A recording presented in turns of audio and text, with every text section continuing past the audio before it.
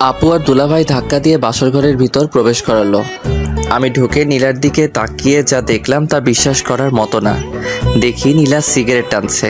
নীলা বলল, জামাইবাবু কি খবর? সামনে ইলেকশন, ভোট কিন্তু আমাকে দিতেই হবে। আমার মাথায় আকাশ ভেঙে পড়ল। আমি কি শুনছি? আমি বললাম, কি বললা তুমি? বলছি আমি নির্বাচন করছি, ভোট আমাকে দিতে হবে। তুমি নিশ্চয়ই মজা করছো। মজা করার কি আছে, আমি সত্যিই নির্বাচনে দাঁড়াচ্ছি। তুমি না এসব ছেড়ে দিয়েছো? এসব তো করেছি তোকে বিয়ে করার জন্য, তোকে বিয়ে করে ফেলেছি, এখন আমাকে আর দেখে কে? আমি এখনো নীলার কথা বিশ্বাস করতে পারছি না, কিন্তু সিগারেট টানছে এটা সত্যি। লাস্ট কয়েকদিনের আচরণ সন্দেহজনক মনে হয়েছিল। তাহলে কি সত্যি নীলা আগের মতোই রয়ে গেছে? এখন রাস্তায় রাস্তায় ঘুরে বেড়াবে? নীলা বলল, কিরে কি ভাবছিস? সিগারেট খাবি? নে ধর। আমি সিগারেটটা হাত থেকে নিয়ে ফেলে দিলাম। এই কাজ করার পর নীলার মুখ রাগে লাল হয়ে যায়। বসা থেকে উঠে এসে আমাকে চড় মারল আর বলল, তোর কত বড় সাহস, তুই আমার হাত থেকে সিগারেট ফালায় দিয়েছিস? জানিস আমি কে? আমি এই এলাকার বড় আপু, তাড়াতাড়ি সিগারেট ধরিয়ে আমার মুখে দে। আমি তাড়াতাড়ি সিগারেট ধরিয়ে নীলার মুখে দিলাম। নীলা বলল, শোন, তুই তো বলেছিলি বিয়ে করতে, বিয়ে না করলে ভবিষ্যৎ অন্ধকার, তাই আমি সেটাই করলাম। বিয়ে করলে তো স্বামীর কথা মানতে হবে, তাই এখন আমি তোমার স্বামী, তোমার আমার কথা মানতে হবে। মানবো না? কি করবি? অনেক কিছু। আমাকে কিছু করলে তোর হাত পা ভেঙে সারা জীবনের জন্য লুলা বানিয়ে দিব। আমি ভাবলাম নীলা এখন তার পাওয়ার দেখাচ্ছে, অহংকারে তার মাথা ঠিক নাই। আমি বললাম, শোনো, আমার বোধহয় তোমার মাথা ঠিক নাই, তোমার লম্বা একটা ঘুম দরকার। আমি সম্পূর্ণ ঠিক আছি। আমি যদি চেয়ারম্যান হই তাহলে কত মানুষ আমাদের সম্মান করবে, তাই না? আমার এত সম্মান দরকার নাই। তোমাদের প্রকৃত সম্মান কোথায় জানো? ওকে ওকে, আমি আর শুনতে চাই না। নীলা, তোমার কি হয়েছে? কি সুন্দর কথাবার্তা ছিল তোমার, কথার মধ্যে আলাদা একটা জাদু ছিল, হঠাৎ করে সব পাল্টে গেল। আমার বোধ হয় তোমার মাথা ঠিক নাই, এখন তোমার ঘুম দরকার। কি? আমার মাথা ঠিক নাই? এই বলে ঠাস করে আমাকে চড় মেরে দিল।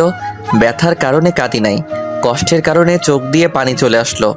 আমি নীলার পায়ে ধরে বললাম, নীলাপু, তুমি আমাকে মেরে ফেলো, কিন্তু আমার মা বাবার সাথে কটু কথা আর খারাপ ব্যবহার করো না। ওকে, পা ছাড়। না, তুমি ওয়াদা করো আমার কথার বিরুদ্ধে গেলে তাদের সাথে নরম ভাষায় কথা বলবা। ওকে, বলবো। আমি খেয়াল করলাম নীলার পায়ে ধরাতে নীলা কেমন যেন মোচড় দিয়ে উঠল। যতক্ষণ পায়ে ধরে রাখছিলাম ততক্ষণ বড় বড় শ্বাস নেয়। আমি পা ছেড়ে এক কোণায় গিয়ে বসলাম। কিছুক্ষণ কোনো কথা বললাম না। আমি বললাম, আমার ঘুমে ধরেছে, আমি ঘুমিয়ে চাই। এই সময় গয়না কে খুলবে? কেন, তোমার হাত আছে না? আমি একটা বালিশ আর খেতা নিয়ে নিচে শুয়ে পড়লাম। নীলা বলল, ওপরে শো। না, তোমার সাথে শুব না। কেন? চিন্তা ভাবনা করে দেখো। আমি এই বলে নিচে বিছানা করে শুয়ে পড়লাম। নিচে কার্পেট আছে, বালিশ আর খেতা দিয়ে শুয়ে পড়লাম। আপু দুলাভাই কম্বল দেয় নাই, ভাবছে আজ রাতে এমনিতেই গরম থাকবো, কম্বল লাগবে না। আমি নিয়ত করলাম যতদিন পর্যন্ত নীলা আমার কথা মতো না চলবে ততদিন আমি নীলার শরীর টাচ করব না। আর যদি বেশি বাড়াবাড়ি করে তাহলে অন্য ব্যবস্থা করব। ভাবছিলাম আজ নীলার 27 বছরের জীবনের একটা কষ্টের ইতি ঘটতে যাচ্ছে, কিন্তু না, সেই কষ্টটা আরও দীর্ঘমেয়াদী হলো। নীলার মুখটা আমার চোখে ভাসছে, মন চাচ্ছে এখন গিয়ে মনের ইচ্ছা মতো কিস করার জন্য, কিন্তু সেটা সম্ভব না। যেদিন পর্যন্ত আমার পায়ে ধরে মাপ না চাইবে ততদিন পর্যন্ত কোনো স্পর্শ নাই। যদি পরকীয়া করে করুক, পরদিন অন্য মেয়ে নিয়ে আসবো। যেহেতু 27 বছর কোনো পরকীয়া করে নাই, মনে হয় না সামনে করবে। এইসব কথা ভাবতে ভাবতে কখন যে ঘুমিয়ে পড়লাম। সকালবেলা ঘুম থেকে উঠে দেখি নীলা পাশে আমাকে জড়িয়ে ধরে ঘুমিয়ে আছে বিছানার উপর। আমি সাথে সাথে উঠে পড়লাম। নীলাও উঠে পড়ল আর বলল, কি হলো, উঠে পড়লি কেন? তোমাকে কে বলেছে আমার সাথে শুতে? আমার মন চাইছে তাই। থাকো তুমি তোমার মন নিয়ে। আমি চলে গেলাম ওয়াশরুমে। ওয়াশরুম থেকে বের হয়ে টেবিলে পড়তে বসলাম। কিছুক্ষণ পড়লে মা ডাক দিল খেয়ে যেতে। খাইতে গেলাম। মা জিজ্ঞেস করলো, নীলা কই? আসে নাই? না। আসবো নে। মা আবার রুমে গেল, গিয়ে নীলাকে নিয়ে আসলো। আমি খাওয়া দাওয়া করে চলে গেলাম রুমে। একটা কথাও বললাম না, খেয়ে চলে আসলাম। বিছানায় শুয়ে মোবাইল টিপছি। নীলা চা আনলো, বলল এই নে চা। টেবিলে রাখো। নীলা টেবিলে রাখলো। নীলা বলল আমি বাইরে যাব। যেখানে মনে চায় যাও, আমাকে জিজ্ঞেস করার কি আছে। দেখলাম নীলা রেডি হয়ে বাইরে চলে গেল। আমিও পিছে পিছে বের হলাম, কারণ সে আমার বউ। সবচেয়ে বড় কথা হলো আমি তাকে ভালোবাসি। নীলা এলাকার কয়েকজন ছেলের সাথে দেখা করলো, তাদের সাথে অনেকক্ষণ কথা বলল। আবার নীলা বাড়ির দিকে হাঁটা ধরলো। আমি দোকানে গিয়ে সিগারেট ধরাইলাম, খেয়ে বাসায় আসলাম। দেখি নীলা ঘর ঝাড়ু দিচ্ছে। আমি বিছানায় শুয়ে পড়লাম। নীলা আমার দিকে আর চোখে তাকাচ্ছে। দেখে আমি কিছু বলি কিনা, কিন্তু না, আমি একটা কথা বলবো না। যতদিন পর্যন্ত এসব না ছাড়বে, এভাবে মানসিক কষ্ট পেয়ে যাবে। ঝাড়ু দিয়ে আমার পাশে শুইল। আস্তে আস্তে নীলা একটা হাত আমার শরীরে রাখলো। আমি যত বিরক্ত আছে সব বিরক্ত নিয়ে নীলার দিকে তাকালাম। নীলা হাত সরিয়ে নিল। আমি উঠে কাপড় নিয়ে ওয়াশরুমে চলে আসলাম। ভাবলাম আমার কথা মানবে না, আবার আমার কাছ থেকে সুখের আশা করে। এত সোজা না দুনিয়াটা। আমি দেখলাম নীলার কয়েকটি কাপড় ভিজানো আছে, সেগুলো ধুয়ে দিলাম। আমি গোসল করে কাপড়গুলো নিয়ে ছাদে চলে গেলাম। ছাদে গিয়ে কাপড় নেড়ে আসলাম। এসে দেখি নীলা ওয়াশরুমে মনে হয় গোসল করছে। আমি টেবিলে বসে বই ঘাঁটছি। ভাবছি এক রুমে দুই মানুষ, একজনের সাথে আরেকজন কথা বলে না। নীলা ওয়াশরুম থেকে গোসল করে বের হলো। নতুন এক শাড়ি পরে, যেটা দেখে আমার মাথা পুরো গরম হয়ে গেল। নীলা কাপড় নেড়ে বিছানায় বসে চুল আঁচড়াইতেছে, আর আমি লোভাতুর দৃষ্টিতে নীলার দিকে তাকিয়ে রইলাম। তার কোমরের একাংশ দেখা যাচ্ছে। আমি কাশতে কাশতে বাথরুমে চলে গেলাম। আধা ঘন্টা পর বের হলাম। বের হয়ে দেখি জমিয়ে মার সাথে আড্ডা দিচ্ছে। দিনটা কেটে গেল। সারাদিন কেউ কারোর সাথে কথা বলি নাই। রাতের বেলা আমি পড়তেছি, নীলা শুয়ে শুয়ে মোবাইল টিপছে। কতক্ষণ পড়লাম জানি না। নীলা বলল হইছে, আর পড়তে হবে না, এবার ঘুমা। তোমার বলা লাগবে না। আমি আস্তে আস্তে বিছানায় শুয়ে পড়লাম। নীলা আমার পাশে শুইল। আমি বললাম, নীলা, এসব নির্বাচন কি দরকার আছে? চলো আমরা নিজেরা সুন্দর একটা সংসার করি। দেখ, নির্বাচন সম্পর্কে আমাকে কিছু জিজ্ঞেস করবি না, ওইটা তো বাইরে। এখন তো আমরা দুজন একসাথে। এখনো তুমি আমার থেকে অনেক দূরে। এই বলে আমি বালিশ নিয়ে নিচে চলে আসলাম। আমি কি করব বুঝতে পারছি না। আজকে নীলাকে অনেক সুন্দরী দেখাচ্ছে। আমার মন বলছে এমন একটা মেয়েকে আমার মন চাচ্ছিল। কেন জানি মনে হচ্ছে সে কাছে থেকেও অনেক দূরে। মা বাবা যদি জানতে পারে নীলা নির্বাচন করবে, তাহলে কি যে হবে আল্লাহ জানে। সবচেয়ে বেশি কষ্ট পাবে মা। এর আগে নীলাকে আটকাতে হবে। কেমন জানি একটা আওয়াজ আসছে, মনে হচ্ছে কেউ কাঁদছে। নীলা কাঁদছে, বুঝছি নীলা কষ্টে কাঁদছে। আমি বুঝতে পারছি না কি করব। নীলার কাছে গিয়ে নীলাকে সান্ত্বনা দিব, চাইলেই সম্ভব, কিন্তু না, আমি তা করছি না। কাঁদুক, ইচ্ছে মতো কাঁদুক, বুঝুক তার জীবন আমি কতটা গুরুত্বপূর্ণ। অনেকক্ষণ হয়ে গেল, এখনও কাঁদছে। এখন আমার নিজেরও খারাপ লাগছে। আমি উঠে নীলার শরীরে হাত রেখে বললাম, নীলা। নীলার সাথে সাথে আমাকে জড়িয়ে ধরলো। আমিও জড়িয়ে ধরলাম নীলাকে। দেখি নীলার চোখে পানি আমি মুছে দিলাম। নীলার শ্বাস আমার মুখে আসছে। তার শরীর থেকে মিষ্টি একটা গন্ধ আসছে। আমি ভাবলাম আর আগানো যাবে না।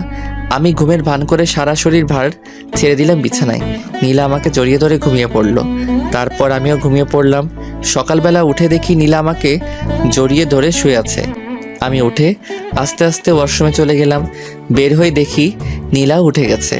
আমি পড়তে বসলাম। পড়ে খাওয়া দাওয়া করে ভার্সিটি চলে আসলাম। ভার্সিটি অনেকেই জানে না আমি যে বিয়ে করেছি, আর আমি কারোর সাথে এতটা ক্লোজ না। আমার ফ্রেন্ড বলতে সবাই, আবার কেউ না। যে সময় যার কাজ লাগে। ভার্সিটি শেষ করে বাসায় আসলাম। এসে দেখি বাবা চলে এসেছে। আমি আমার রুমে গেলাম, দেখি নীলা বাসায় নেই। আমি মাকে জিজ্ঞেস করলাম, নীলা কোথায়? মা বলল আমি যাওয়ার সাথে সাথে বের হয়েছে, যে আর আসে নাই। বাবা আমাকে ডাকছে। আমি বাবার কাছে গেলাম। আব্বা বলল, মুরাদ, আমার চাকরির মেয়াদ শেষ হয়ে যাবে আগামী মাসে। ভালো হয়েছে। এখন কতদিন বিশ্রাম নেন? বিশ্রাম নিলে তোরা খাবি কি? তোরও তো কোনো চাকরির ব্যবস্থা নাই। শুন, আমার মাথায় একটা বুদ্ধি এসেছে। তোর মার সাথে এ বিষয়ে কথা বলেছি। তোর মা হ্যাঁ বলেছে। কি? আমার চাকরির মেয়াদ শেষ হলে পেনশনের যে টাকা পাবো সেটা দিয়ে আমি দেশের বাড়িতে একটা বাড়ি করি আর বাজারে একটা দোকান নিয়ে বসি। আমরা তো সারা জীবন ভাড়াটিয়ায় থেকে গেছি। আমি ভাবলাম কথাটা খারাপ না। এদিকে আগামী মাস আসতে আর 6 দিন বাকি, আর নির্বাচন আসতে আরও 2 মাস বাকি। নীলার বাবা আমাকে অনেক টাকা ক্যাশ দিয়েছে, আমি একটা টাকাও নিতে চাই নাই। খুশিতে আমাকে দিয়েছে নীলাকে বিয়ে করার জন্য। সেখান থেকে টাকা দিলে বাড়িতে একটা বাড়ি আর একটা ব্যবসা সুন্দর করে আসবে। আর এদিকে বাবা মাও জানবে না নীলা যে নির্বাচন করছে, আমিও লেগে যাব চাকরির খোঁজে।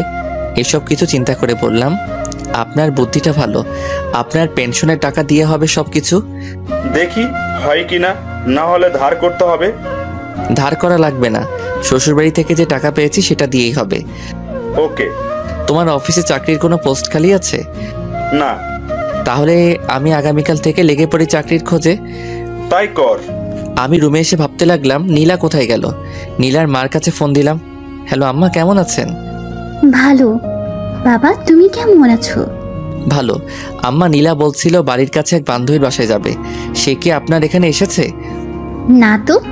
ওকে, তাহলে বোধহয় এসে পড়বে। আমি ফোন কেটে দিলাম। নীলাকে ফোন দিলাম, ধরছে না, কেটে দিচ্ছে। আমি কি করব কিছু বুঝে পাচ্ছি না। ঘর থেকে বের হব তাকে খোঁজার জন্য, অমনি নীলা ঘরে ঢুকলো। আমি কিছু বললাম না, আর বললে কি হবে, সে তো আমার কথা শুনবেই না। এরপরেও আমি জিজ্ঞেস করলাম, কোথায় গিয়েছিলে? বাড়িতে গিয়েছিলাম। ও, মিথ্যা কথা ভালোই বলতে পারো। যেখানে মনে চায় সেখানে যাব, তোকে বলতে হবে? এমন কথা শুনে আমার মেজাজ গরম হয়ে যায়। আমি কানে কানে গিয়ে বললাম, রাতে তাহলে কাঁদিস, তোর খবর আছে। দেখবো না তুই কি করস। ওকে। মা নীলাকে ডাক দিল। নীলা চলে গেল। আমি একটু বাইরে বের হলাম। একটা চায়ের দোকানে গিয়ে সিগারেট নিলাম।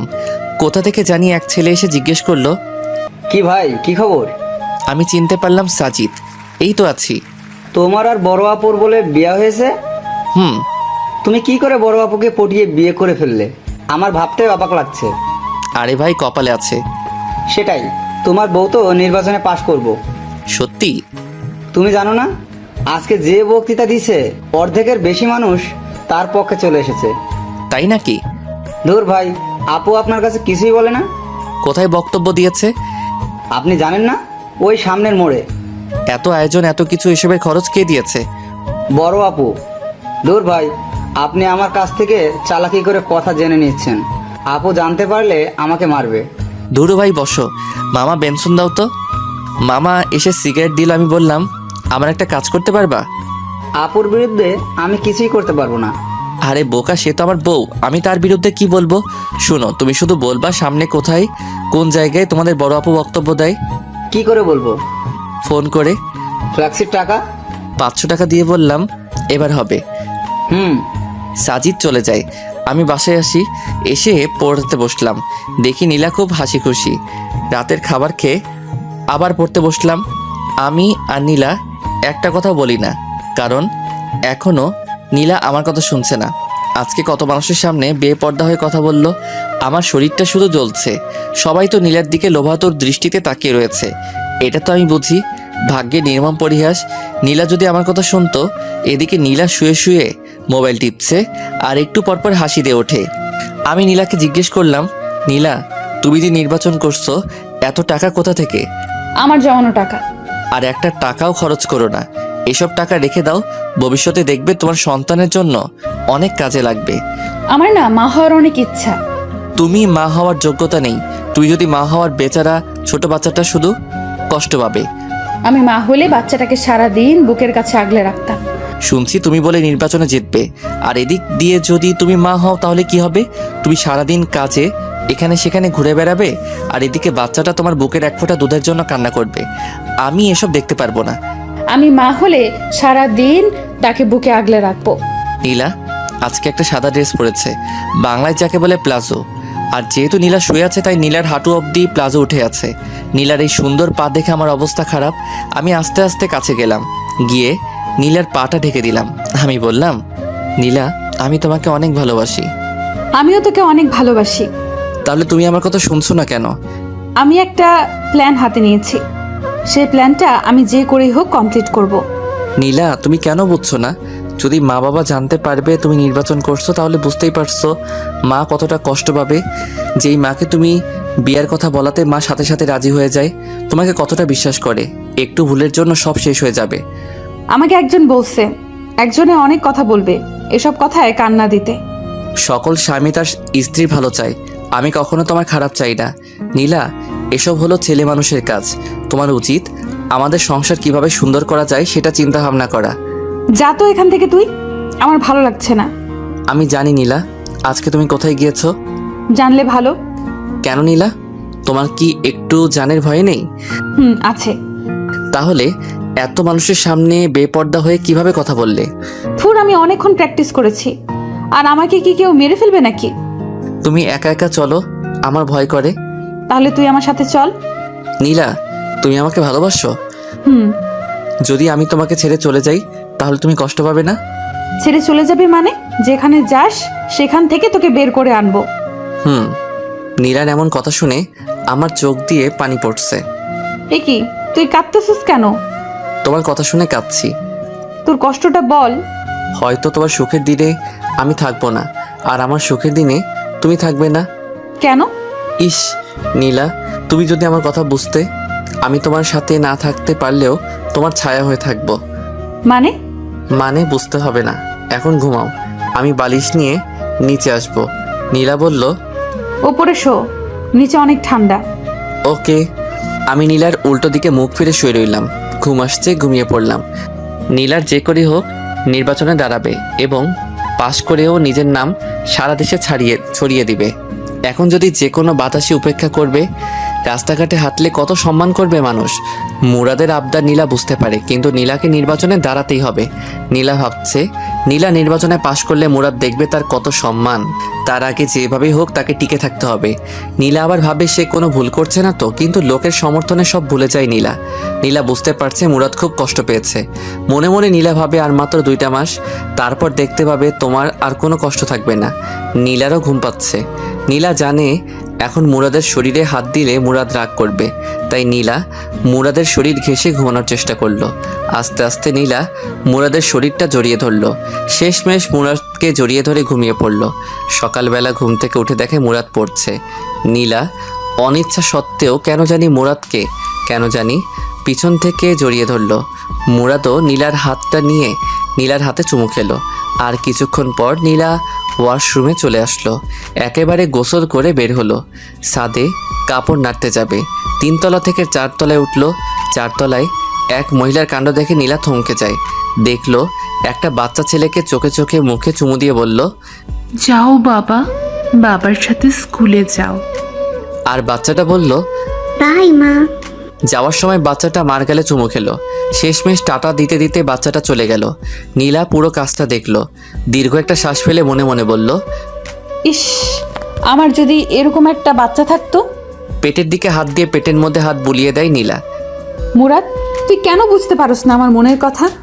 আমাকে একটা বাচ্চা দে, কসম করে বলছি, তার কোনো কষ্ট আমি হতে দিব না। নীলা আবার ভাবে, মুরাদ হয়তো ঠিকই বলেছে, এসব তো ছেলে মানুষের কাজ। আমার কাছে তো ঘরের ভেতর, আমি 2-3টা বাচ্চা নিয়ে সুখের ঘর করব। নীলা নিচে এসে দেখলো মুরাদ কলেজে চলে গেল। নীলা নিয়ত করে ফেলেছে এসব বাদ দিয়ে মুরাদের কথা মতো চলবে। নীলা ঘর থেকে বের হলো অফিসে গিয়ে নিজের পথ বাতিল করতে। বাসা থেকে বের হয়ে হাঁটা ধরলো। কিছুক্ষণ যাওয়ার পর কোথা থেকে জানি এক মেয়ে এসে বলল, আপু আমার বাড়ির সামনে, প্লিজ আপু আমার সাথে একটা ছবি তুলেন। বলতে পারবো আমি চেয়ারম্যান আপুর সাথে ছবি তুলেছি, সবাই আমাকে বস মানবে। প্লিজ আপু। ওকে তুলো। মেয়েটা ছবি তুলে বলল, আমার আপনাকে খুব ভালো লাগে, আমার ফ্যামিলির সবাই আপনাকে ভোট দেবে। Thank you. হেঁটে কেন, রিক্সা দিয়ে যান। আসলে শরীরটা বেড়ে যাচ্ছে তো তাই। ওকে আপু, চলেন আপনাকে এগিয়ে দিই। চলো। মেয়েটা আর নীলা হাঁটছে। সামনে দিয়ে যে যায় সেই লম্বা করে একটা সালাম দেয়। নীলা হাসি মুখে তাদের বিদায় দেয়।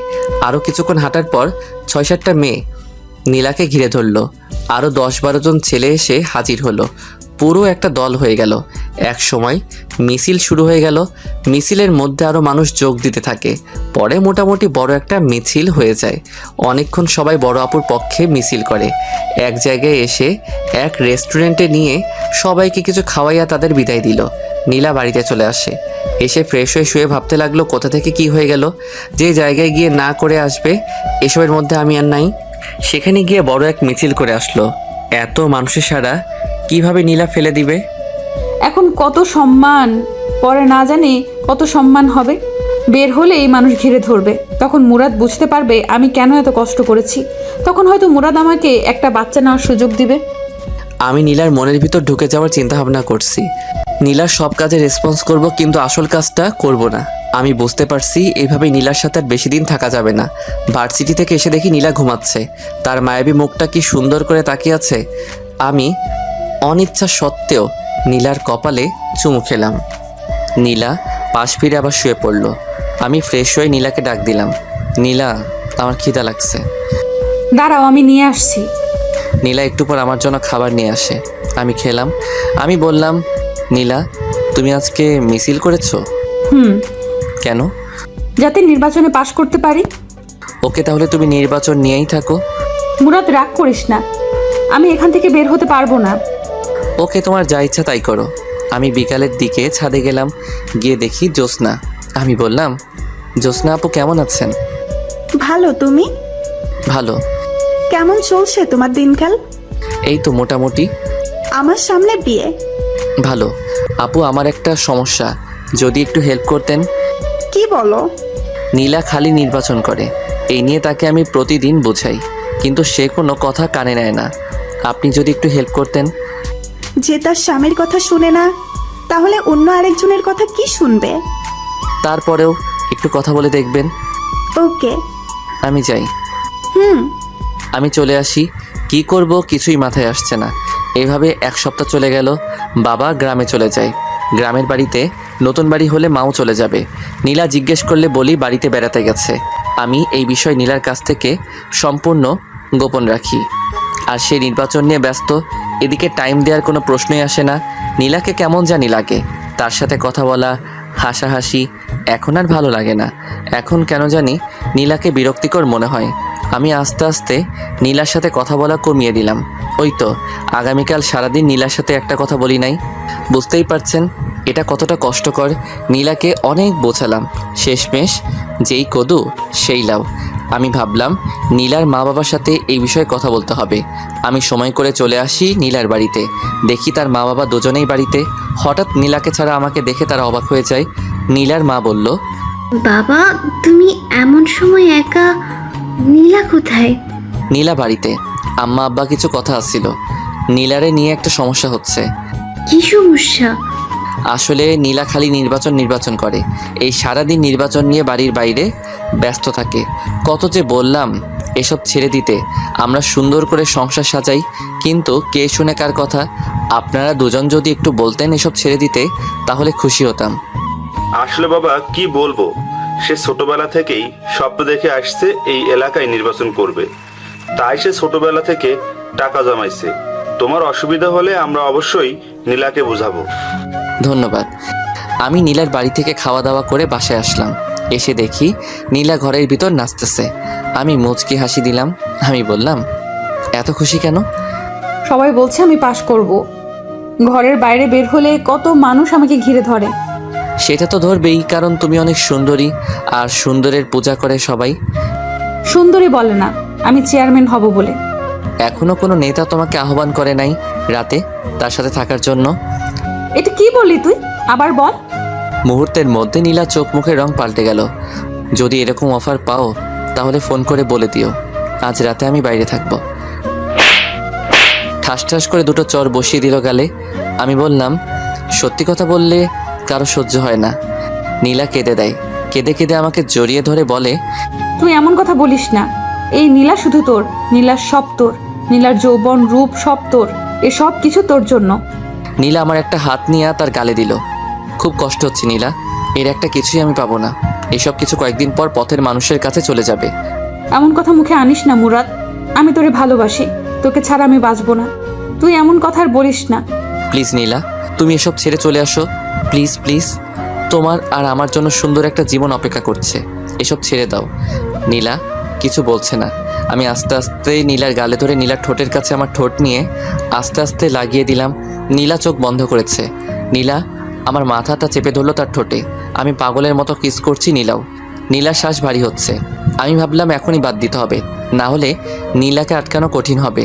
আমি আস্তে আস্তে নীলাকে ছেড়ে দিলাম। নীলা বলল, কি হলো? ভালোই তো লাগছিল, আবার ধর। মনে হয় মা ডাকছে। এই বলে আমি সোজা ঘর থেকে বেরিয়ে আসলাম। নীলা বুঝতে পারছে না কি বলবে, শুধু তাকিয়ে রইল। আমি ভাবলাম লাভ নাই, যতদিন না পর্যন্ত ওইসব ছাড়বে না ততদিন পর্যন্ত আমাকে পাবে না। আমি 2-3 জায়গায় চাকরির জন্য নিবন্ধন করলাম। এসব বিষয় নীলার কাছে গোপন রাখলাম। তাকে বলে কি করব? আমি বাইরে যাওয়ার সাথে সাথে নীলা ঘর থেকে বের হয়ে পড়ে। আর কি বলবো, এসব কিছু নীলার কাছে গোপন রাখলাম। আমি সোজা বাইরে আসলাম, এসে সিগারেট খেলাম, খেয়ে রুমে ঢুকলাম। রুমে ঢুকলে নীলা বলল, তুই আমার বাবা মার কাছে বিচার দিয়েছিস কেন? মনে চেয়েছে। দেখ, আমাকে নিয়ে প্রতি দোকানে এখানে সেখানে সব জায়গায় কথা হয়। তারা বলে আমি জিতলে এলাকার উন্নতি হবে, এলাকায় শান্তি থাকবে। এসব মানুষের কথা আমি কি করে ফেলে দিতে পারি? আমি ছাড়তে পারবো না। ভালো, তোমার যদি মনে চাই করো, মনে থাকে যেন। পরে যখন কেঁদে কেঁদে আমাকে জোরে চিল্লাই ডাকবে তখন আমাকে পাশে পাবে না। নীলা, তুমি এখন বাচ্চা মেয়ে না, ভালো মন্দ বিচার করার বিবেক তোমার মাথায় আছে। হায় রে কপাল আমার, আমারই দোষ কেন যে সুন্দরীর পাগল হলাম।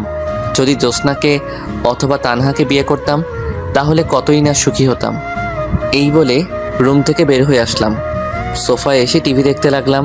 কিছুক্ষণ পর মা এসে বলল, আগামীকাল বাবা আসবে। দিনটা কেটে গেল নীলার সাথে, আর কথা বলি নাই। পরদিন বাবা এসে আমাকে ডাকা শুরু করলো। আমি গেলাম বাবার কাছে।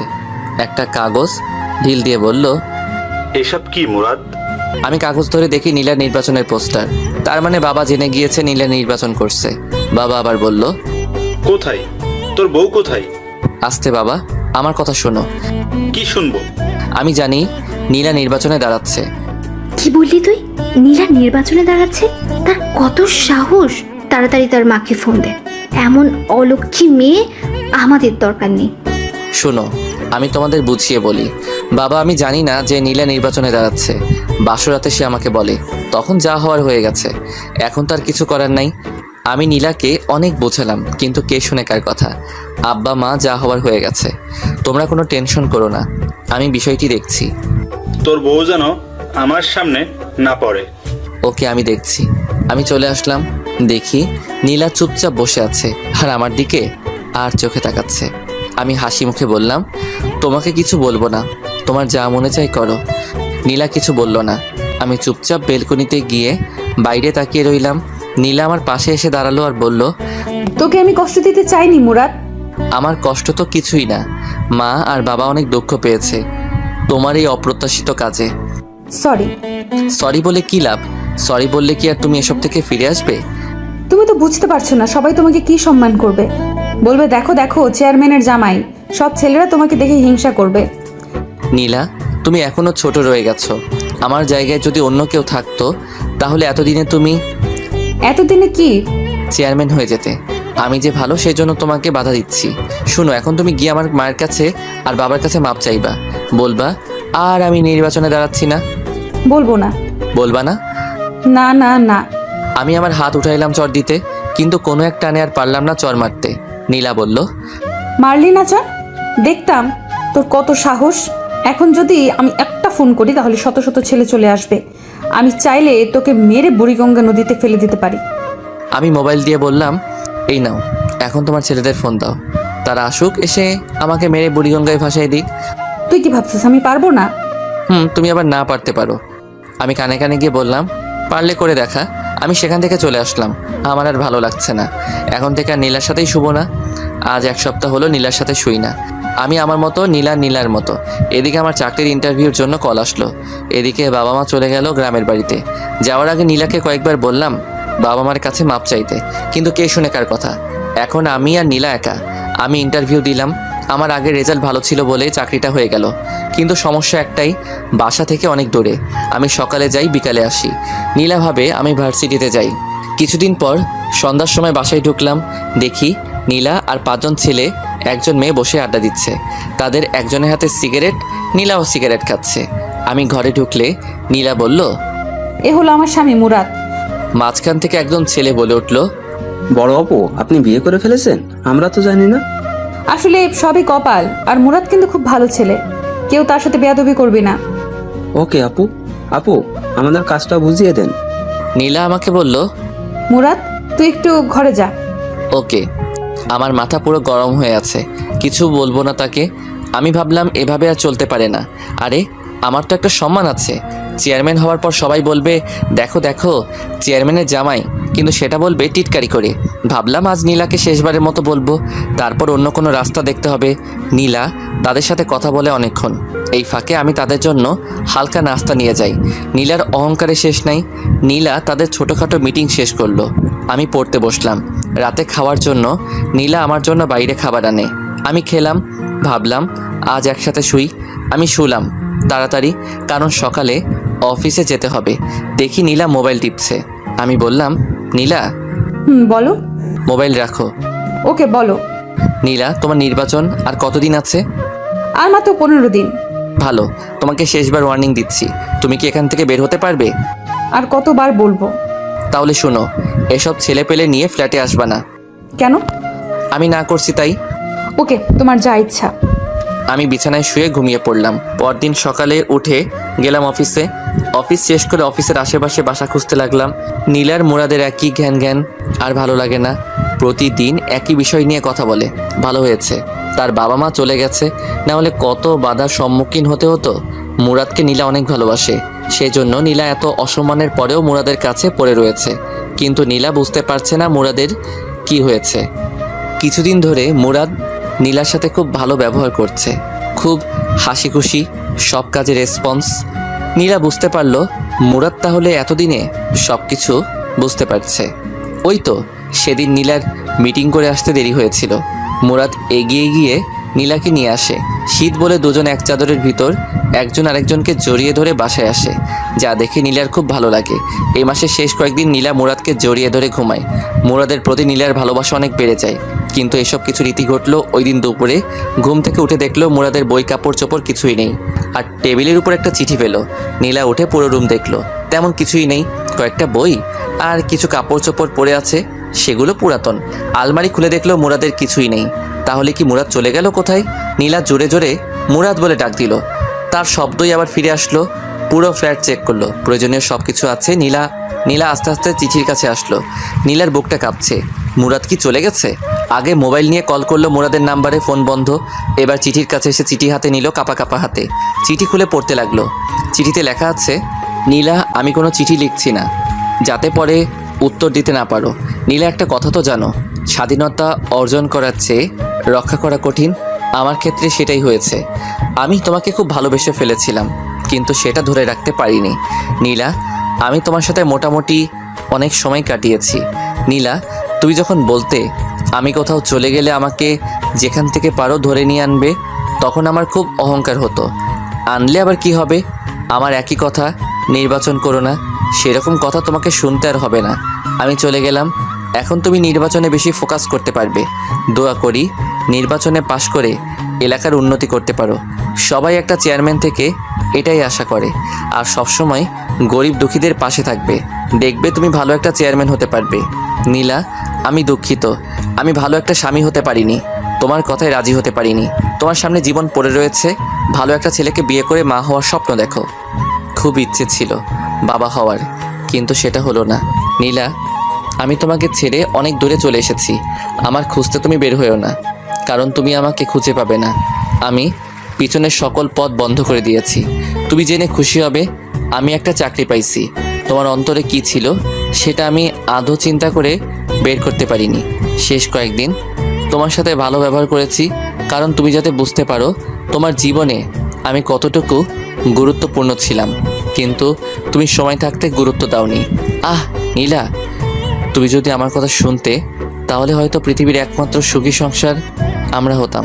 নীলা, তুমি চেয়ারম্যান হতে চাও, সেটা বিয়ের আগে বলতে, তাহলে আমি তোমাকে বিয়ে করতাম না, কারণ আমি সিম্পল একটা সুখের সংসার দেখতাম। এখন বুঝতে পারছি বড় লোকেরা বড় লোকের ঘরে মানায়, গরিব গরিবের ঘরে মানায়। বড়লোক যখন গরিবের ঘরে যায় তখন শুরু হয় সমস্যা। সেটা হয়েছে তোমার আর আমার মাঝে। তুমি দেখতে বড় হওয়ার স্বপ্ন, আর আমি দেখতাম সিম্পল জীবনযাপন। তোমার স্মৃতি হিসেবে তোমার দেয়া চরগুলো থাকবে আমার সাথে। আর হ্যাঁ, অবশ্যই নামাজ পড়বে, নির্বাচনে পাশ করতে পারো সেজন্য দোয়া করবে। আমিও দোয়া করি তুমি ভালো একটা চেয়ারম্যান হও। আমাকে পাওয়ার জন্য কখনো দোয়া করবে না, কারণ আল্লাহ কারো দোয়া ফেলায় না। সবশেষে বলবো, তুমি ভালো একটা স্বামী নাও, মা হওয়ার স্বপ্ন দেখো, আর ভালো একটা চেয়ারম্যান হওয়ার চেষ্টা করো। আর তোমার বাবার দেওয়া টাকাগুলো আমার বালিশের নিচে আছে। নীলা, আমার বউ, আমার ভালোবাসা, সারা জীবন সুখে থেকো। নীলার চোখের পানি চিঠির অনেকখানি ভিজে গেছে। নীলা কি করবে বুঝতে পারছে না। এখন কেমন যেন একা একা লাগছে। আরেকবার নীলার মনে হচ্ছে ভালোই হয়েছে, খালি খালি সারাক্ষণ ঘ্যাং ঘ্যাং করতো। নীলা আস্তে আস্তে চোখের পানি মুছলো, বিছানায় এলিয়ে চিন্তা করতে লাগলো। বালিশের নিচে হাত দিয়ে দেখে টাকা, অনেক টাকা। নীলার কেমন যেন ভয় ভয় করছে। নীলা একা এই বাসায় থাকতে পারবে না। মুরাদ বলছে চাকরি পেয়েছে, কোথায় পেয়েছে সেটা জানতে হবে। সেটা জানতে পারলে তার ঠিকানা বের করা যাবে। নীলা পুরো ফ্ল্যাট খুঁজলো, এরকম কিছুই পেল না। নীলার মনে হলো কে জানি দরজায় টোকা দিচ্ছে। খুলে দেখে জ্যোৎস্না। জ্যোৎস্নাকে দেখে নীলা হাউ মাউ করে কেঁদে উঠলো আর জ্যোৎস্নাকে জড়িয়ে ধরলো। জ্যোৎস্না বলল, নীলা কাঁদছস কেন? আর মুরাদ কোথায়? চলে গেছে আমাকে ছেড়ে। সেটা তোর জন্য আরো ভালো হয়েছে। এখন শান্তি মতো তুই নির্বাচন করতে পারবি, আর তোকে কেউ বাধা দিবে না। না না, এ হতে পারে না। সেজন্য মুরাদ আমাকে ছেড়ে চলে যাবে? আমি তোকে আগেই বলেছি মুরাদের কথা মতো চল। কিন্তু সে চলে যাবে কেন? তুই তার কথা 16 কানা শুনুস নাই। তুই যদি তার কথা মতো চলতি, তোর জায়গায় যদি আমি থাকতাম তাহলে আমি কোনো কথার অবাধ্য হতাম না। এখন আমি কি করব? তাকে ছাড়া কিভাবে থাকবো? তোর যেটা প্রাপ্য তুই সেটাই পাইছস। তাকে আমি ভালোবাসি। এমন ছেলেও পাওয়া যায় বইয়ের কারণে বাড়ি থেকে চলে যায়। আমি তাকে ছাড়া থাকতে পারবো না। তাকে আমি অনেক কষ্ট দিয়েছি। আল্লাহ, তুমি তাকে আমার কাছে ফিরিয়ে দাও।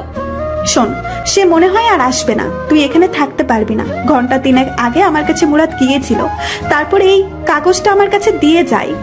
কাগজে কি আছে শুনবি? বলো। জ্যোৎস্না আপু, তুমি আমার একটা কাজ করে দিও। আমি চলে যাচ্ছি নীলাকে ছেড়ে।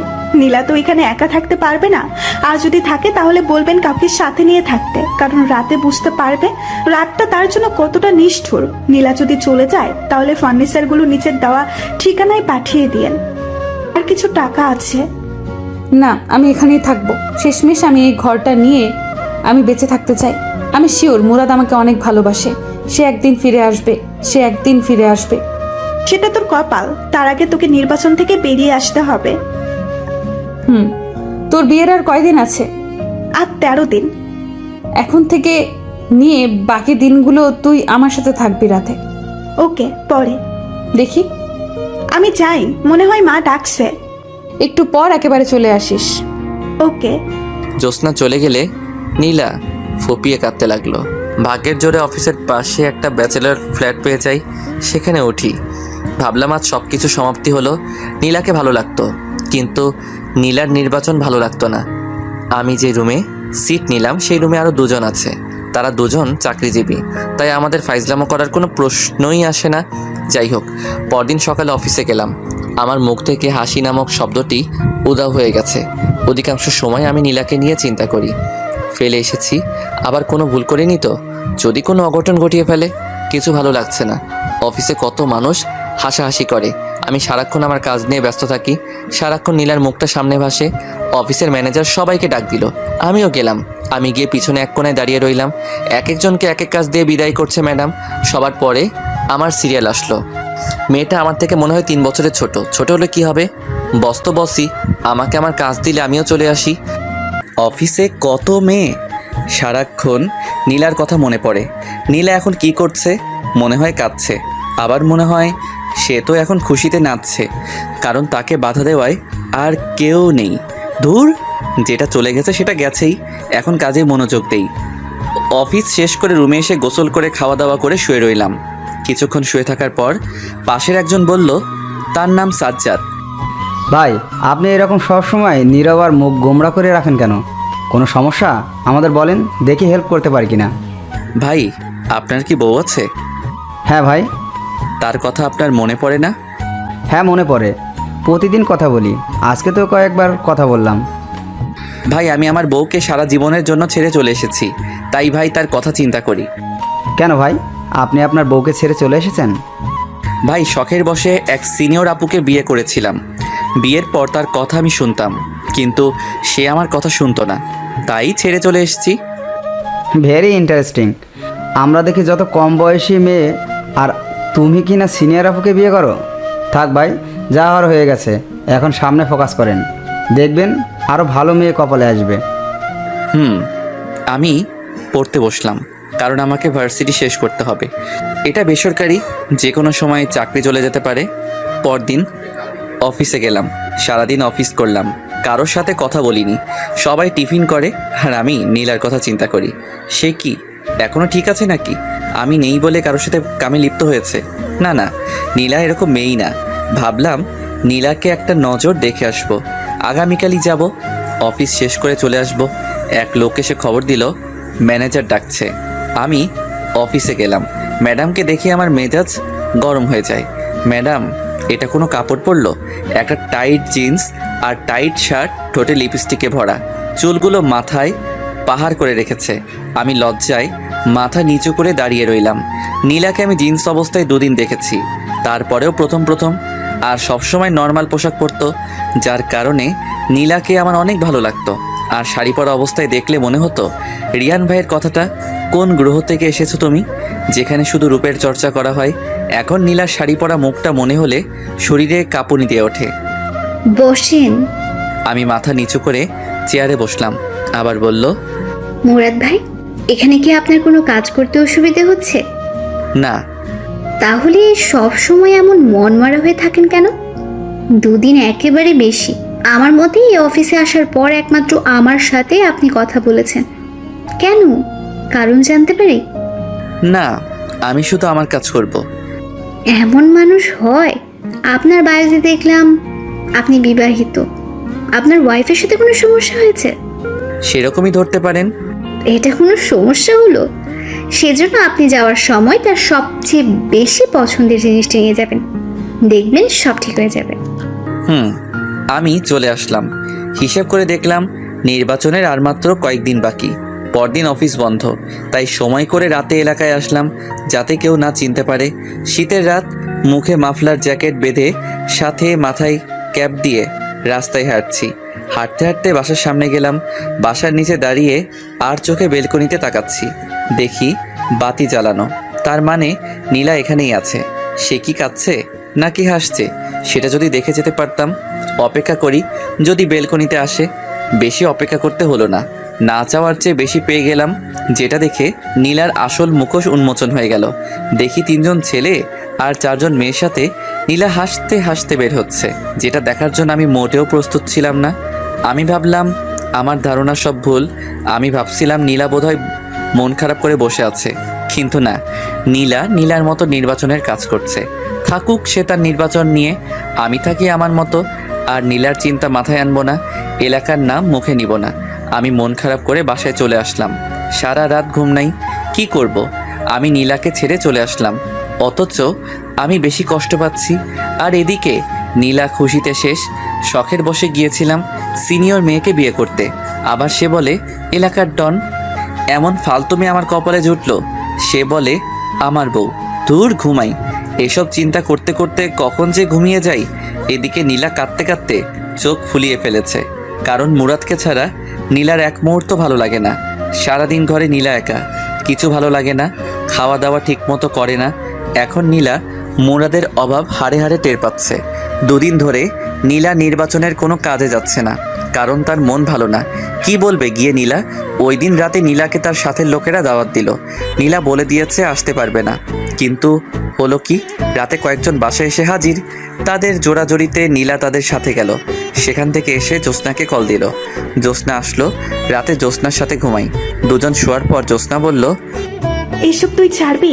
এসব ছাড়লে দেখ মুরাদ তোর কাছে ফিরেও আসতে পারে। সত্যি মুরাদ আবার আমার কাছে ফিরে আসবে? যখন শুনবে তুই আর নির্বাচনে দাঁড়াচ্ছিস না, তখন বুঝতে পারবে তুই মুরাদের কথা শুনছস। কি করে বুঝবো? সে কি এই দেশে আছে নাকি নাকি নতুন বিয়া করে ফেলছে? এই বলে নীলা কেঁদে দিল। নীলা, কাঁদিস না, তার জন্য দোয়া করবেন, সে যেন ভালো থাকে। দেখবি একদিন ঠিকই আল্লাহ তোদের দুজনকে মিলিয়ে দেবে। নীলা ফুপিয়ে ফুপিয়ে কাঁদছে আর মোবাইল থেকে ছবি বের করে মুরাদকে দেখছে। এসব দেখতে দেখতে কখন যে ঘুমিয়ে যায়। সকালে উঠে নীলা নামাজ পড়ে আল্লাহর কাছে অনেক কান্নাকাটি করে মুরাদকে ফিরিয়ে দেওয়ার জন্য। আমি পরদিন অফিসে যাই। গতকাল থেকে আজকে আমার মনটা বেশি খারাপ। অফিস শেষ করে চলে আসব, একজন এসে বলে গেল ম্যাডাম ডাকছে। আমি ম্যাডামের অফিসে গিয়ে মাথা নিচু করে দাঁড়িয়ে রইলাম। বললাম, বসেন। আমি আস্তে আস্তে বসলাম। এখন আপনি আমার সামনে হাসি দেবেন। পারবো না। দেন বলছি, দেন, না হলে আপনার চাকরি নট। আমি হাসি দেওয়ার চেষ্টা করলাম, কিন্তু হাসির বদলে ফুপিয়ে ফুপিয়ে কান্না শুরু করলাম। এটা কি হলো? আমি বললাম হাসতে আর আপনি কিনা কাঁদছেন। প্লিজ কাঁদবেন না, এই নিন টিস্যু। টিস্যু নিয়ে আমি চোখ মুছলাম। ম্যাডাম বলল, এক্স্যাক্টলি আপনার সমস্যা কি আপনি আমাকে খুলে বলবেন? হুম। আপনার ওয়াইফ কি মারা গেছেন? না, তবে বেঁচে থেকেও আমার সাথে নেই। আমি বুঝেছি। যান, আপনাকে কিছুদিন ছুটি দিলাম, বউকে নিয়ে কোথা থেকে ঘুরে আসেন। আমি চলে আসলাম, কিন্তু পরের দিন আমি অফিসে যাই। ম্যাডাম অবাক হয়ে যায়, কিন্তু কিছু বলল না। আমি হিসেব করলাম নীলার নির্বাচন হতে আর সপ্তাহ 7 দিন আছে। কিছু ভালো লাগছে না, কেন জানি মন চাচ্ছে নীলাকে আরেকটা নজর দেখতে। দূর আমার বেহায়া মনে, আমি আর নীলার কথা মনে আনবো না। ভাবলাম আরেকটা বার দেখেই আসি, এটাই শেষ। পরদিন রেডি হয়ে রাতে বের হলাম। কিছুক্ষণ জার্নি করার পর এলাকায় পা রাখলাম। আমার উদ্দেশ্য বাসায় নিচে দাঁড়িয়ে তার হাসি মুখটা দেখে চলে আসবো। বাসার কাছে চলে আসলাম, এমন সময় একটা নারী চিৎকার আসছে। আমি আস্তে আস্তে হেঁটে আরও কাছে গেলাম। চিৎকার চেনা চেনা লাগছে। কাছে গিয়ে দেখি নীলা। আমার সারা শরীরে একটা হিমশীতল স্রোত বয়ে গেল। দেখি 4 জন ছেলে নীলাকে ঘিরে ধরেছে। একজন বলছে, তুই নির্বাচন করবি? শালিকে ধর, তার নির্বাচনের স্বাদ মিটিয়ে দেই। ভাবলাম তারা বিপক্ষ দলের কেউ। একজন ছেলে নীলার দিকে আগাচ্ছে। আমি বুঝতে পারছি না নীলাকে তারা কি করবে। দেখি ওনা টান দিয়ে সরিয়ে দিতে চাইলো। আমার মাথায় রক্ত উঠে গেল। ভাগ্যবশত আমার পাশে একটা বেলচা ছিল। আমি মুখটা ভালো করে ঢেকে নিলাম যাতে নীল না বুঝতে পারে। বেলচা নিয়ে আগালাম। যেহেতু চারদিকে অন্ধকার, তাই একদিক থেকে উদয় হয়ে যে নীলার ওড়না দিয়ে টান দিল, তার পিঠে গিয়ে আঘাত করলাম। শালা জোরে এক চিৎকার দিয়ে নিচে শুয়ে পড়ল। আমি আবার অন্ধকারে চলে গেলাম। আমি তাদের দেখছি, কিন্তু তারা আমাকে দেখছে না। তারা সতর্ক হয়ে গেল। আমি জায়গা পরিবর্তন করে আরেকটার পিছনে গিয়ে তার পায়ে আঘাত করলাম। সেও চিৎকার করে শুয়ে পড়ল। আমি আবার অন্ধকারে চলে গেলাম। আমি আবার জায়গা পরিবর্তন করে আরেকটার পিছনে গিয়ে তার ঘাড়ে আঘাত করলাম। সেও শুয়ে চিৎকার করতে লাগলো, ও মা গো, ও মা, ও মা গো। আমি অন্ধকারে চলে গেলাম। যেহেতু শীতের রাত, কুয়াশা, কিছুই দেখা যায় না। আবার রাত। আরেক হালা চিৎকার করে বলছে, শালা কে রে তুই? সাহস থাকলে সামনে আয়। আমি আস্তে আস্তে পা টিপে তার পিছনে গিয়ে দাঁড়ালাম। শেষমেশ সে বুঝতে পারে, কিন্তু ততক্ষণে আমার হাত রেডি। সে ঘুরে আর আমি তার কানে নিচে নরম জায়গায় ঘুষি চালালাম। সে দাঁড়ানো থেকে অজ্ঞান হয়ে ডাইরেক্ট রাস্তায় পড়ল। একজনকেও মাথায় আঘাত করলাম না, যদি মারা যায়। আমি আবার অন্ধকারে চলে গেলাম। বাকি 3 জন তাকে উঠিয়ে দৌড়। তারা চলে গেলে আমি নীলার সামনে প্রকাশ হলাম। তার সামনে বেলচা ঢিল দিয়ে রাস্তায় ফেলে ঘুরিয়ে উল্টো হয়ে হাঁটা ধরলাম। কিন্তু নীলার চালাক চোখ আমাকে চিনতে পারে।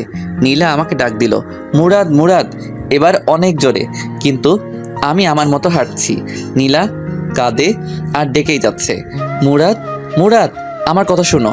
কিন্তু আমি আমার হাঁটা থামালাম না, কারণ পিছনে ফেরার টাইম নেই। আস্তে আস্তে নীলার মুরাদ, মুরাদ ডাক মিলিয়ে গেল। আমি আমার গন্তব্যের দিকে রওনা দিলাম। মুরাদ ডাক ডেকেই যাচ্ছে নীলা, কিন্তু কে শুনে কার কথা। নীলা বাসায় এসে বিছানায় শুয়ে কাঁদতে লাগলো।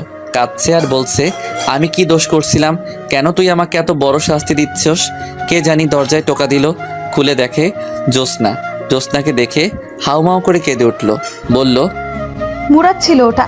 মুরাদ আমার কাছে আসছিল, আমাকে শয়তানগুলোর হাত থেকে রক্ষা করেছে। কোথায় সে? কই? কখন দেখছস? আমাকে বুঝিয়ে বল। আমি ডাক্তারের দোকান থেকে আসছিলাম ওষুধ নিয়ে, তখন 4 জন ছেলে আমাকে ঘিরে ধরলো। আমি জোরে জোরে চিৎকার করতে লাগলাম। তখন কোথা থেকে জানি এক ছেলে তাদের মায়ের দিল। ছেলের মায়ের সামলাতে না পেরে তারা চলে যায়। আমি ভালো করে খেয়াল করে দেখি ওটা মুরাদ। আমি কতবার যে ডাকলাম মুরাদ, মুরাদ বলে, কিন্তু সে আসলো না। আবার কাঁদা শুরু করলো নীলা। জ্যোৎস্না নীলাকে সান্ত্বনা দিতে লাগলো, দেখছস, মুরাদ সারাক্ষণ তোর উপর চোখ রাখছে। তুই ভালো করে চল। আমি যে কাঁদছি কষ্টে, সে কি শুনতে পাচ্ছে না? হয়তো। আর কাঁদিস না, ঘুমা, দেখবি সব ঠিক হয়ে যাবে। নীলা শুয়ে পড়ল। শুয়ে ভাবতে লাগলো নীলা মুরাদ আমার আশেপাশেই আছে। আমি যদি মুরাদের কথা মতো চলি হয়তো মুরাদ আবার আমার কাছে ফিরে আসবে। আমি সেটাই করব। নীলা বুঝতে পারছে ঘরের মধ্যে ছেলে মানুষের কি দরকার। এখন নীলা বুঝতে পারে এসব নির্বাচন হলো ছেলে মানুষের জন্য, মেয়েদের জন্য হলো ঘর। যখন মেয়ে ছেলের জায়গায় যায় তখনই শুরু হয় ঝামেলা। আর আমি মুরাদকে ছাড়া কিছু কল্পনা করতে পারি না। মুরাদ আমার সব। এসব চিন্তা করতে করতে নীলা ঘুমিয়ে যায়। পরদিন ওঠে। এভাবে 5 দিন চলে যায়। নির্বাচনের আর 2 দিন আছে, কিন্তু মুরাদ আর আসে না। শেষমেশ নীলা নির্বাচন থেকে অব্যাহতি নেয়, কারণ তার দরকার মুরাদকে। আর নির্বাচন না করলে মুরাদ আসবে। মুরাদকে নিয়ে নীলা বাকিটা জীবন পার করে দিতে চায়। আজ 5 দিন হয়ে গেল, আমি ওই দিনের ঘটনা ভুলতে পারছি না। নীলার মুরাদ মুরাদ ডাকটা কেন জানি এখনো আমার কানে বাজছে। আমার মন বলছিল যা গিয়ে তোর ভালোবাসাকে জড়িয়ে ধর, কিন্তু আমার পা সামনে হেঁটে চলে এসেছে। নীলাকে আমার অনেক মায়া লেগেছে, কারণ নীলা আগের থেকে অনেক শুকিয়ে গেছে। কেমন যেন নীলার মুখে সেই লাবণ্যতা নেই। আমি বুঝতে পারছি নীলা অনেক কষ্টে আছে, কিন্তু এত কষ্টের পরেও কি নীলা নির্বাচন ছেড়ে আমার কাছে মাপ চাইবে, আমার মা বাবার কাছে মাপ চাইবে? কে জানি। 6 দিনের মাথায় আমি অফিস শেষ করে চলে আসছি। এক লোক এসে বলল ম্যাডাম ডাকছে। ম্যাডামের নাম তানিয়া। আমি অফিসে গেলে ম্যাডাম বলল, আপনার নাম কি? মুরাদ। আপনার ওয়াইফের নাম কি? সেটা না বললে হয় না? বাড়ি কোথায়? নরসিংদী। ওকে যান। আমি ম্যাডামের কাজ করবার কিছুই বুঝলাম না। নির্বাচনের 2 দিন পর গেলাম এলাকায় শিওর হতে নীলা নির্বাচনে পাশ করেছে কিনা। আমি এলাকায় ঢুকে এক লোককে জিজ্ঞেস করলাম, ভাই এই এলাকার চেয়ারম্যান কে? আগে যে ছিল সে। মানে তাহলে আপনাদের বড় আপু নির্বাচনে পাশ করে নাই?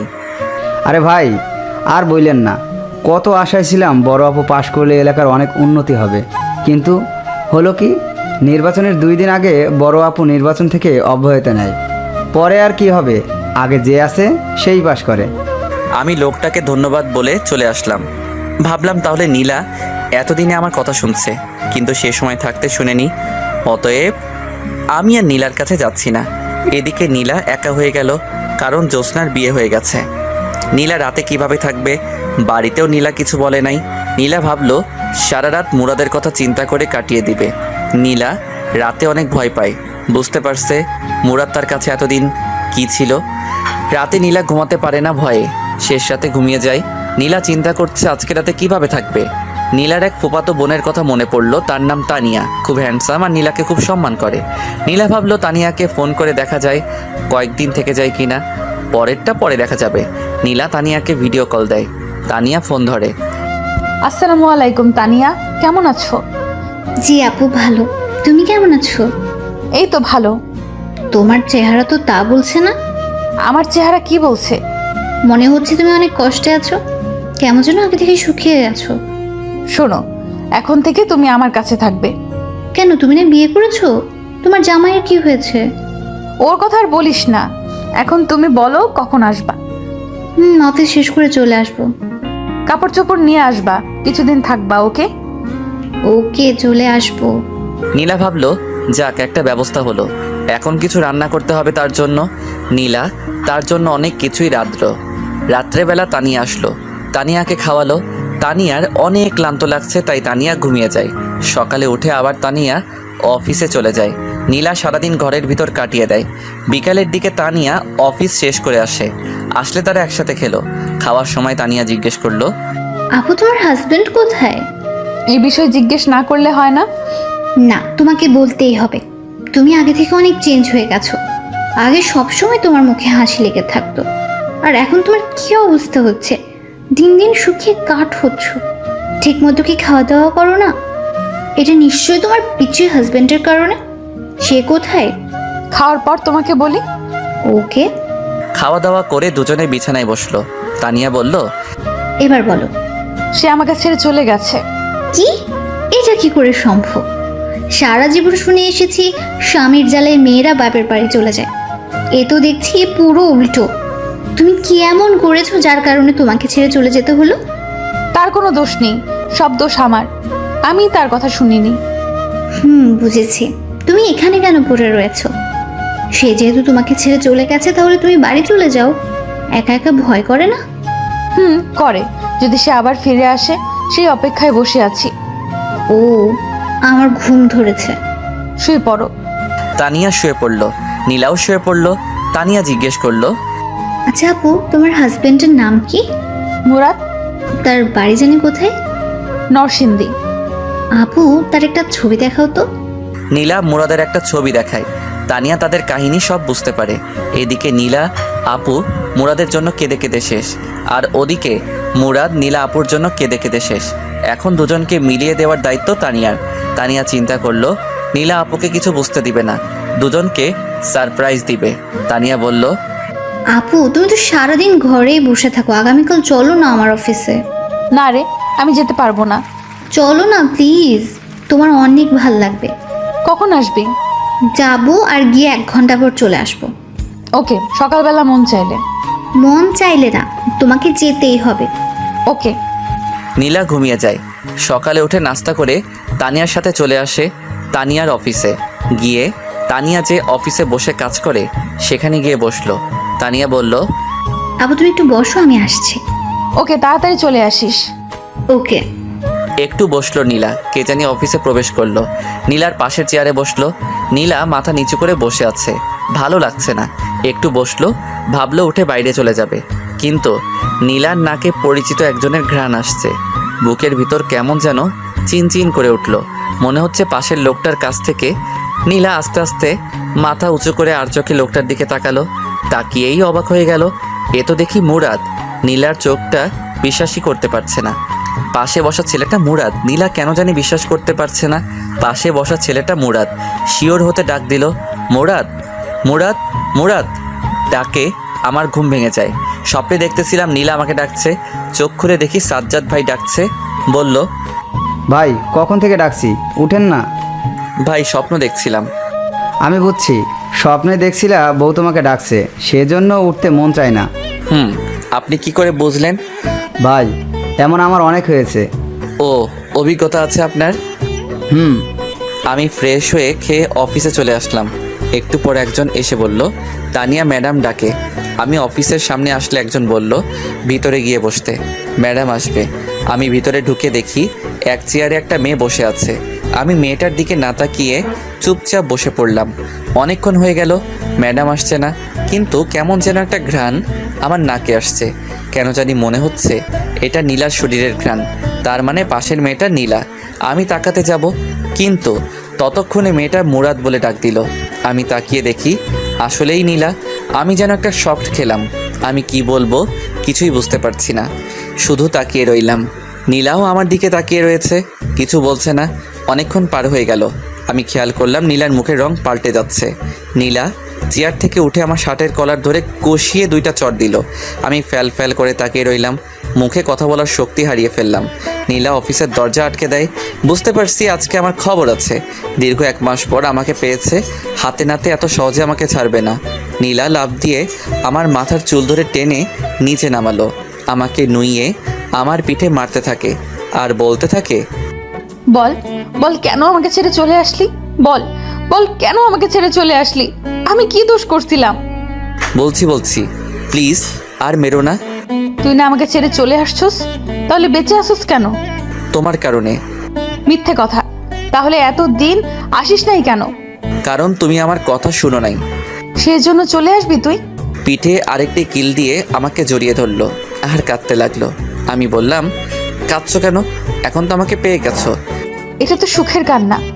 আমি ভাবতে পারি নাই আমি চলে যাওয়ার পর তুমি এতটা কষ্টে থাকবে। আমি ভাবছিলাম তুমি আরও হাসি খুশিভাবে নির্বাচন কমপ্লিট করবে আর আমাকে সারা জীবনের জন্য হারাবে। আসলে তুই চলে যাওয়ার পর তোর মর্যাদা বুঝতে পারি। মুরাদ, তুই আমাকে ক্ষমা করে দে, আমি তোকে অনেক কষ্ট দিয়েছি।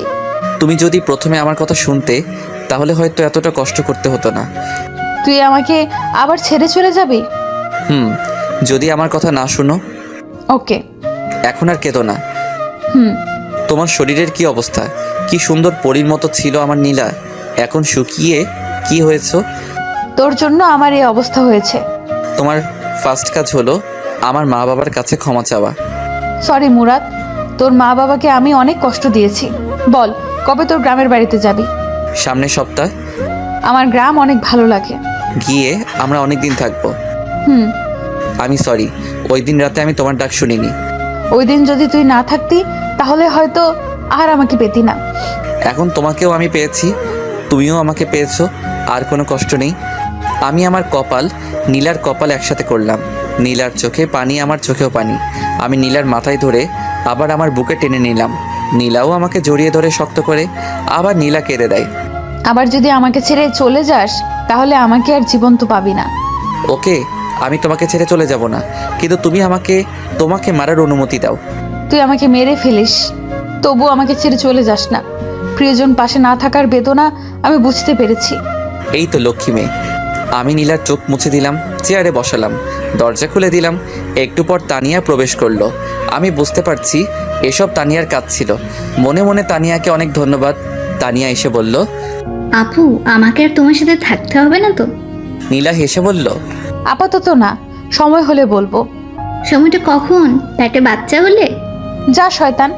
ম্যাডাম, আপনি তো কিছুদিন আগে বলেছিলেন বউকে নিয়ে কোথাও ঘুরে আসতে। সেই ছুটিটা আমি আগামী সপ্তাহ চাই। মুরাদ ভাই, এটা কিন্তু ঠিক না। দিয়ে দিস না। আগামী সপ্তাহ কিন্তু, এখন না। হুম। যান, এখন মন দিয়ে কাজ করেন।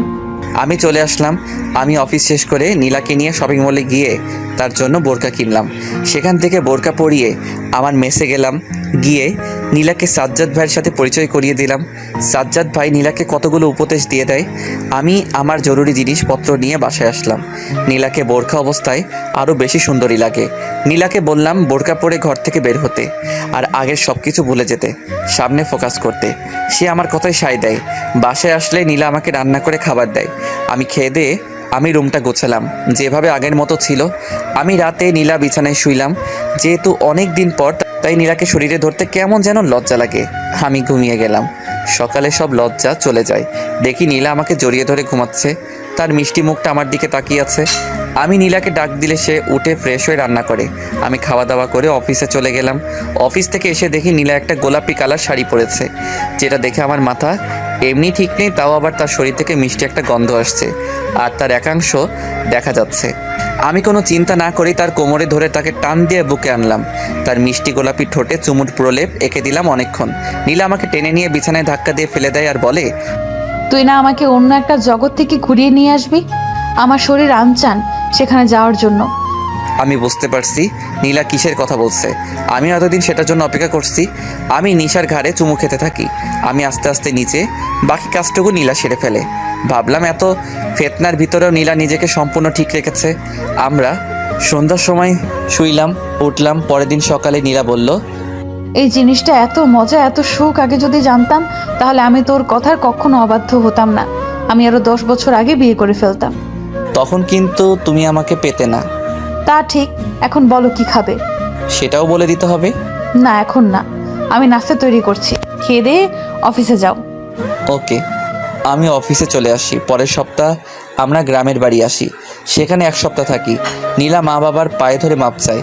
নীলাকে ক্ষমা করে দেয়। সপ্তাহে একটা পরীক্ষা, তাই ভার্সিটি পরীক্ষা দিয়ে শেষ করলাম।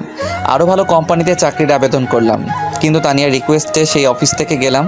কিন্তু আমার প্রমোশন হয়। আসা যাওয়ার জন্য নীলার বাবার কাছ থেকে একটা গাড়ি নেয় আমার জন্য। 1.5 বছর পর আমাদের একটা মেয়ে হয়। দেখতে নীলার মতো হয়েছে। আসলে ভালোবাসা চেয়ে পাওয়া যায় না, ভালোবাসা দিতে হয়। ভালোবাসা দিলেই তুমিও ভালোবাসা পাবে।